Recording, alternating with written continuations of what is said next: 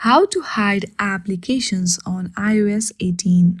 As iOS 18 gives a feature to hide application, you can use it really quick. But before that, you have to make sure that you have updated version of iOS 18 on your device. Now, once you check that, choose any application that you want to hide.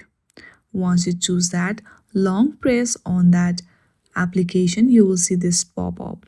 From here, select Require Face ID option and then click on Hide option.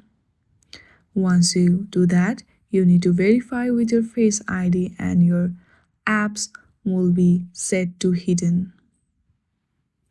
In this way, you can easily hide application on iOS 18. I hope you like this video. If you like this video, then please do not forget to like and subscribe to our channel. Thank you for watching.